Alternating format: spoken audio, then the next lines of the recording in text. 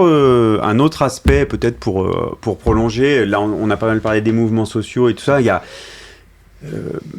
comment dire, il y a un autre élément de la bataille politique qui est certes limité, enfin qui est frustrant, etc. Mais c'est la bataille électorale. Donc on verra ce que vont donner les municipales demain et puis ensuite le second tour. Le texte traite aussi de la question de la prochaine présidentielle et des législatives qui commencent évidemment à être au cœur des débats. Je ne sais pas si vous voulez réagir un petit peu là-dessus, présenter, parce que c'est un des sujets aussi qui est débattu. On a fait le choix, et c'est un sujet pas évident du tout, et on a fait le choix de proposer dans le texte un chemin précis. Parce que moi, je discute en ce moment avec pas mal de gens qui disent ouais, il faut faire en sorte que, qui décrivent le fait qu'en gros, dans un monde idéal, on pourrait tous soutenir le même candidat de Poutou à Hollande comme au moment du NFP.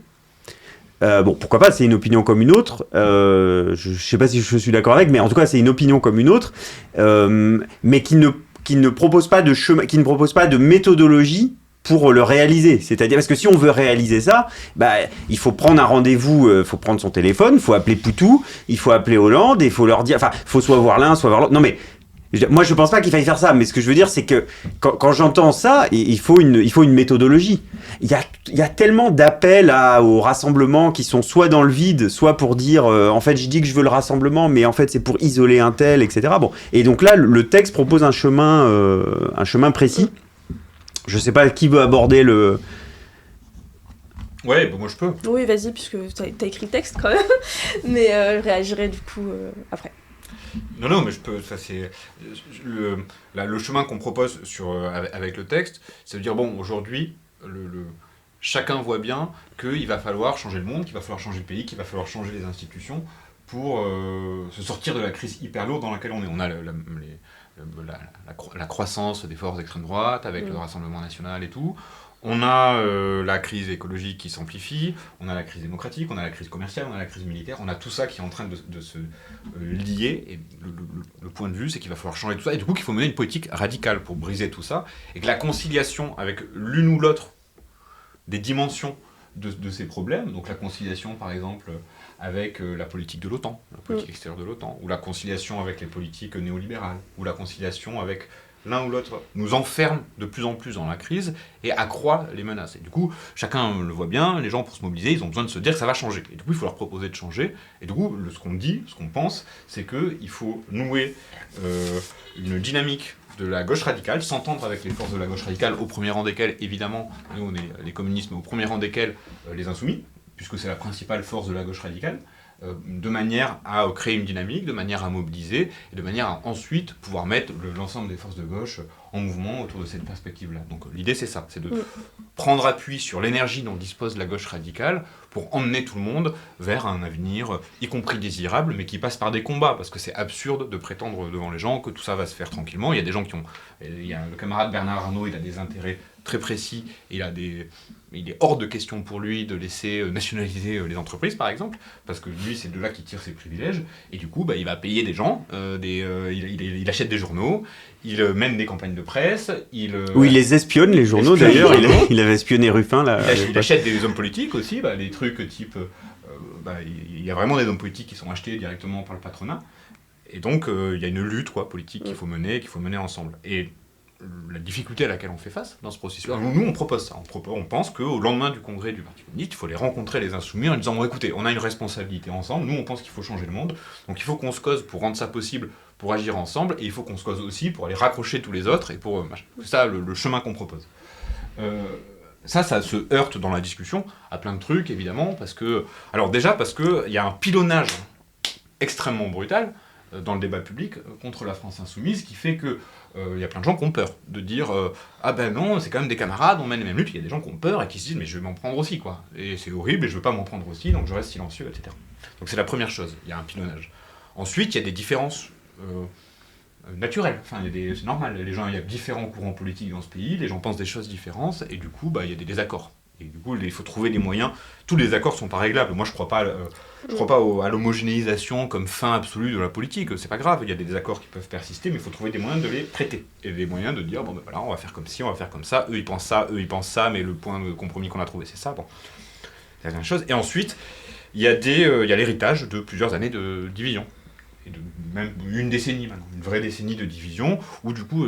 12 ans maintenant, oui. Du coup, la division en pratique, qu'est-ce que ça veut dire, la division électorale entre donc, les communistes et les insoumis à l'époque, le parti de gauche, on était alliés dans le cadre du front de gauche, ça s'est arrêté.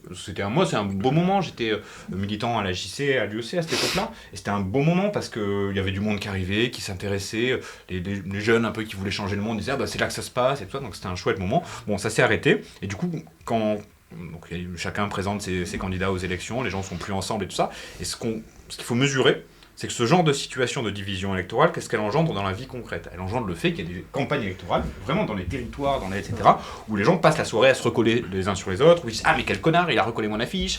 où ils essaient d'avoir la place la plus visible sur le marché. Du coup, ça crée des frictions en permanence, qui créent de l'animosité, et du coup qui complique les processus d'union à venir. Et du coup, ce à quoi il faut qu'on fasse ça, cette proposition pour moi, cette proposition de il faut qu'on cause avec les insoumis et tout en tant que communiste, pour moi c'est l'évidence, parce qu'aujourd'hui on mène à peu près les mêmes batailles sur la plupart des sujets. Il y a des scores électoraux qui sont bons, et c'est bien le fait de prendre appui sur la gauche radicale qui a sorti la gauche de l'enfer dans lequel elle a été enfermée à l'époque de Hollande. Moi, c'est une évidence. Et puis, je pense que c'est assez évident que aujourd'hui, il y a une proposition rassemblée et rassembleuse à mettre face au camp libéral de Macron et puis face à l'extrême droite. Du coup, il faut prendre nos responsabilités, qu'il faut le faire, et qu'on ne peut pas laisser les embrouilles de collage nées de la division de la dernière période empêcher ça. Mais du coup, il y a ces trois choses à démêler distinctement, à mon avis. Il y a à dire, les embrouilles de collage, en vrai, c'est con, un tel a eu tort, un tel a eu tort, un tel a eu tort, je sais pas quoi, mais il faut avancer. Donc ça, c'est un truc important.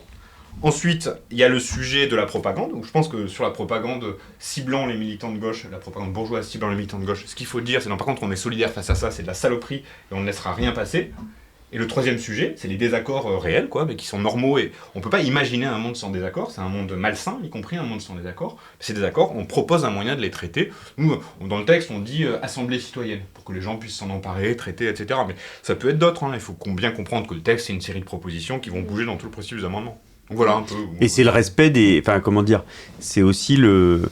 Enfin, on l'a déjà fait ça, et on l'a fait plein de fois, qu'il y ait des coalitions, soit électorales ou des mouvements. Bon, le Parti communiste pense ce qu'il pense, et les gens arrêtent pas de défendre leur position. C'est juste qu'ils vont mener un combat, ils vont faire un bout de chemin ensemble. Et il y a, tu parlais du Front de gauche, pour le coup, et tu disais qu'il y avait plein de jeunes qui nous avaient rejoints à ce moment-là. Et moi, je me souviens que une bonne partie de ces jeunes, en fait, ils sont devenus communistes, parce qu'ils voulaient s'organiser, parce qu'ils voulaient... Il y a un aspect, on a un désaccord, effectivement, aussi de nature organisationnelle avec la France Insoumise. Ouais. En tout cas, moi, je crois pas à l'idée que les gens qu'on puisse construire durablement quelque chose de positif en disant oui, tu viens, tu repars, quelque chose de purement utilitaire. Je pense qu'il y a besoin que les gens puissent, qu'il y ait de l'éducation politique. Pas que les gens qui arrivent soient éduqués, qu'on s'éduque les uns les autres, qu'on essaie d'élever le niveau de tous, qu'il y ait éventuellement des votes, s'il y a besoin, qu'il y ait des processus de... donc moi je crois à une organisation structurée. Je trouve qu'il y a des choses intéressantes dans la FI, notamment la facilité d'accès, c'est-à-dire tu viens et puis... Il n'y a pas 10 000 étapes à passer pour devenir militant. Donc on a aussi ces désaccords-là, mais je pense que ça peut coexister. Et puis les gens choisiront s'ils veulent faire la campagne avec un parti organisé ou avec un mouvement. Ou avec, et je ne crois pas que ça soit au désavantage des partis organisés, pour le coup. Je pense que c'est plutôt un avantage. Ouais. Moi je pense un peu, comme Hugo, c'est que d'un point de vue personnel, il y a des affinités avec la France Insoumise, on mène des campagnes communes, on est dans les mobilisations ensemble, sur quasiment toutes les mobilisations. Ce sont des personnes avec qui on partage les luttes sociales, l'ensemble des luttes qu'il y a en France.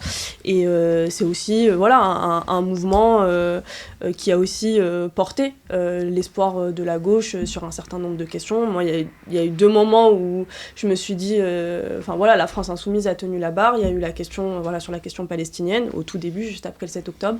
Et il y a eu les moments des révoltes urbaines, au moment de Naël, où là aussi, il y a eu l'ensemble de la classe politique qui a lâché les jeunes qui se sont mobilisés. Et j'ai trouvé que dans la France Insoumise, il y avait cette forme de courage. Donc forcément, on a en tout cas, il y a eu des moments qui m'ont dit, il y a les raisons pour lesquelles, personnellement, en tout cas, on peut travailler en tout cas avec cette force politique. C'est aussi la première force politique de gauche, et ça, on peut pas l'enlever. Enfin, les derniers résultats au présidentiel montrent que les classes populaires, dans leur large majorité, ont choisi cette force pour les représenter et pour représenter ces idées. Et ça, je pense que c'est important de le prendre en compte. Et ensuite, je pense qu'il y a aussi notre responsabilité dans la période. Donc, on parle souvent de la montée de l'extrême droite et de l'arrivée de l'extrême droite au pouvoir. Et je pense que la responsabilité des communistes dans cette période, c'est qu'effectivement, l'extrême droite n'arrive pas au pouvoir. Et quelle est la meilleure stratégie pour y arriver? Et je pense que c'est ça la question qui est posée aujourd'hui.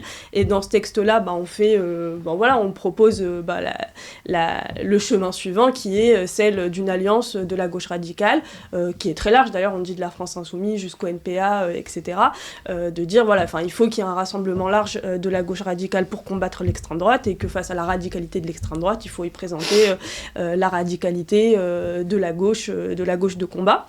Et donc moi, franchement, j'adhère pleinement à cette idée. Et je pense qu'on peut pas aujourd'hui faire le pari d'une candidature communiste isolée, telle qu'elle a... d'abord parce qu'on a vu l'échec de cette stratégie quand même. Fabien Roussel fait 2% aux dernières élections présidentielles. Je ne pense pas que ça a renforcé les idées communistes ni le Parti communiste. En tout cas, c'est une stratégie pour moi qui a été une stratégie de défaite. Même si on veut une campagne communiste pour défendre les idées communistes. Je pense qu'on peut très bien défendre les idées communistes dans des combats, dans des rassemblements plus larges et unitaires, et défendre nos positions communistes dans le cadre de ces rassemblements unitaires. Et je pense que c'est important de dire que ça crée aussi de la démobilisation, quoi. Si le Parti communiste il met son poids dans le fait qu'il est possible de gagner avec un rassemblement unitaire de la gauche radicale, forcément je trouve que ça entraîne aussi les gens plus largement dans ce combat-là. Et je pense que ça a été aussi une des questions qui a été posée lors des dernières présidentielles, c'est pourquoi le Parti communiste fait une campagne seul, quoi.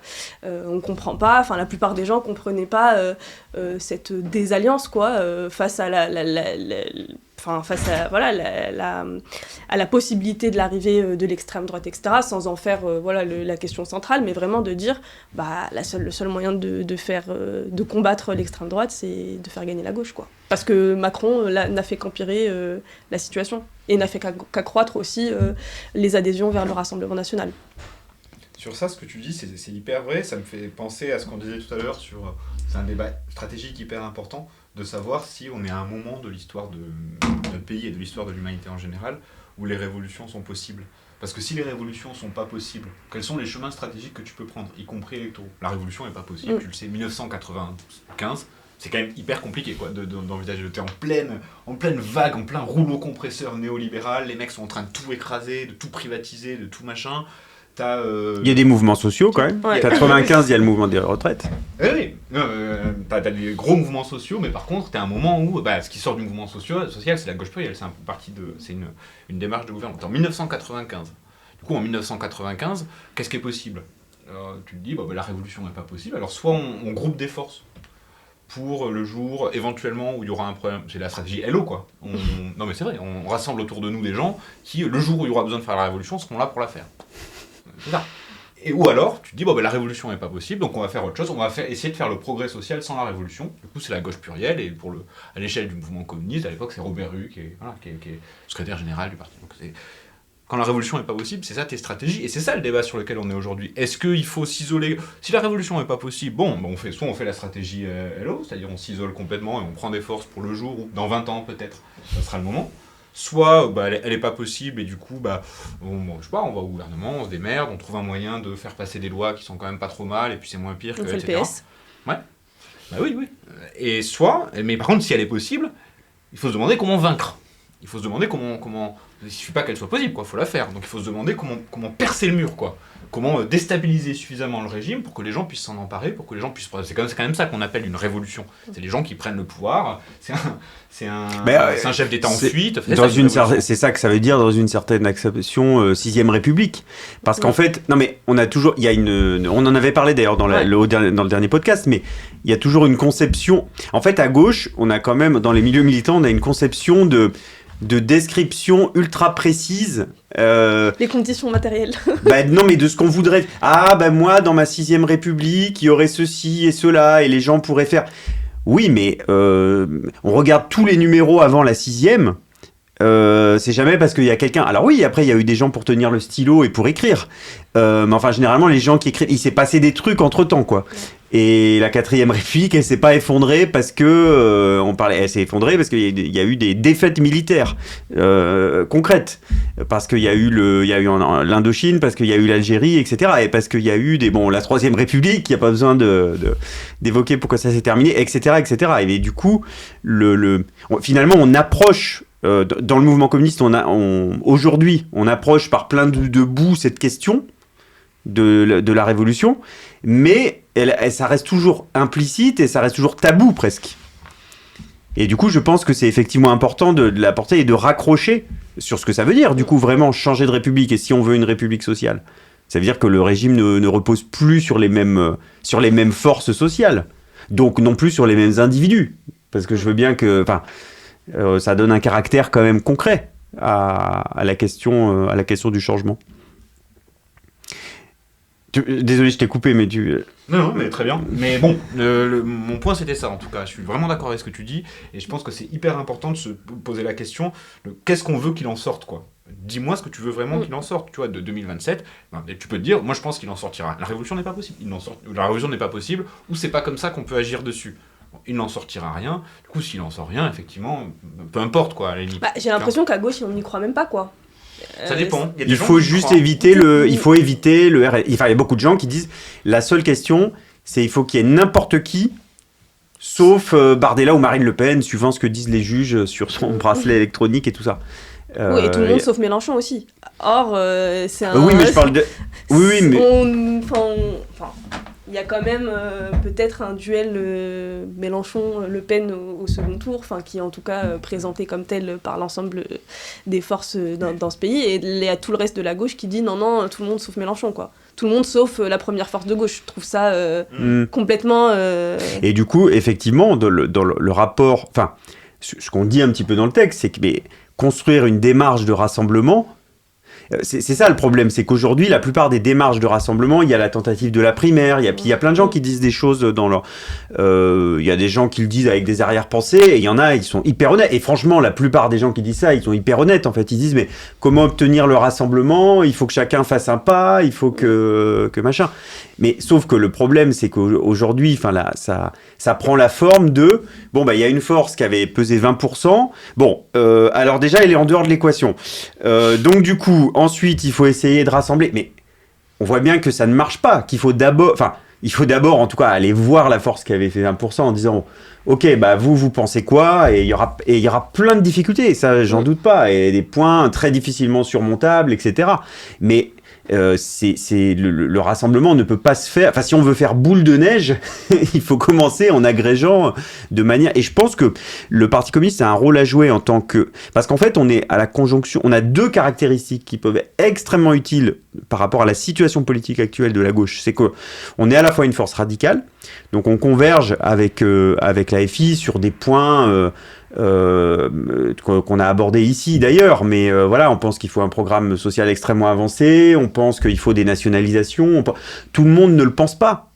Les politiques de rassemblement ne peuvent plus se faire en excluant ces points de programme. Je veux dire, il faut être un petit peu méthodique.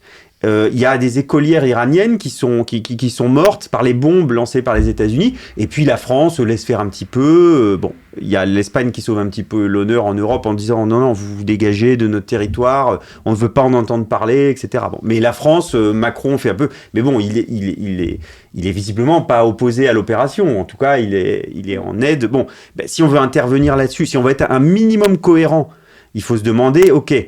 Donc il faut que la France sorte de l'OTAN, c'est une espèce de gang d'agresseurs là qui vont kidnapper des gens, il faut en sortir le plus vite possible. Donc il faut construire autre chose avec des gens un peu civilisés, etc., qui veulent essayer. Non mais il faut en sortir. Ok, donc c'est une priorité programmatique. Bon ben on regarde dans les forces de gauche, qui c'est qui dit qu'il faut en sortir, qui c'est qui dit peut-être, et qui c'est qui dit c'est un point non négociable. Bah, je suis désolé, mais du côté du centre-gauche, pour eux, c'est un point qui est très difficilement négociable. Donc il faut commencer par là. Enfin, les stratégies d'alliance, on ne peut pas tout dissoudre dans une espèce de bouillie. Les stratégies d'alliance doivent être lisibles. Et à travers elles, il y a des priorités politiques par rapport à des mesures qui s'affirment. C'est ce que je pense. Donc, on a, première caractéristique, on fait toujours partie de la gauche radicale, en tout cas qui pense qu'il faut vraiment transformer, donc ce qui nous rapproche des Insoumis. Et par contre, on est un parti de longue implantation, de tradition municipale, et ce qui fait qu'on se comprend parfois très bien avec des militants socialistes, par exemple, avec des militants, alors qu'on a des vrais désaccords sur le plan des idées, mais vous voyez, on a parfois une même manière d'appréhender les problèmes, souvent au plan local, hein, c'est-à-dire qu'on dit, on partage un certain nombre de préoccupations sur la manière dont on va faire de la politique avec les gens, et donc je pense qu'on peut parler en fait à tout le monde, et si il y avait cette alliance-là, avec les Insoumis qui commençaient, nous on pourrait dire aux Insoumis aussi, bah écoutez, on va élargir, on a besoin aussi qu'il y ait un certain nombre de choses qui changent dans la stratégie de campagne, parce que nous on a besoin de parler aussi à des gens, on a besoin de parler à des réseaux de syndicalistes, on est beaucoup en contact avec des réseaux de syndicalistes, mais il y en a qui sont très contents, qui sont très potes avec les Insoumis, et il y en a d'autres qui sont qui sont pas contents parce qu'il y a un rapport aux forces organisées de la gauche et du mouvement social qui leur convient pas du côté de la FI souvent parce que voilà, il y a eu des polémiques avec tel ou tel, avec Sophie Binet, et du coup nous on peut apporter ça quoi, c'est-à-dire on veut vraiment changer la société et on est aussi soucieux de tout un certain nombre de réseaux organisés sans lesquels effectivement il n'y a pas de victoire possible. Et soucieux de pluralisme aussi.